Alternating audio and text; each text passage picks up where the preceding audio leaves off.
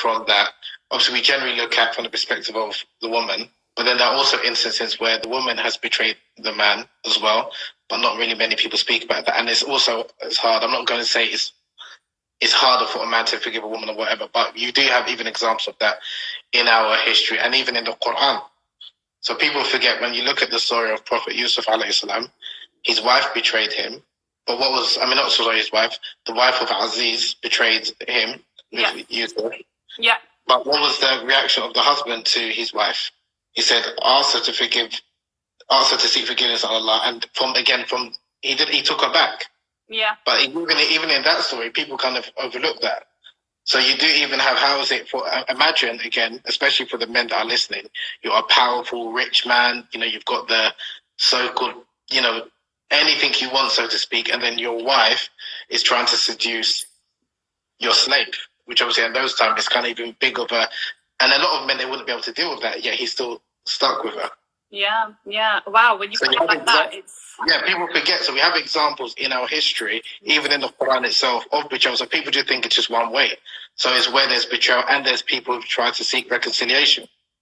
So I just think that I don't want to use the word grow up. But actually, I like it in the sense of maybe expand how we view things, how we look at love and desire. And it's not just this romanticized, perfect relationship that unfortunately many of us have kind of come to believe. And if there's an issue or a struggle or, a form of betrayal, that the relationship can't overcome that. And I think it's important that we normalize human failures in the sense, not to justify what people have done, but just to know that everyone is going through something, and many relationships go through things, and there are many people who've overcome that. But because, unfortunately, I think especially in many Muslim spaces, and I understand the reasons why, there are not many examples of people who speak openly, honestly, what they've gone through, which is understandable, because I do believe that people should generally kind of keep things within their relationship and not necessarily voice it to the world.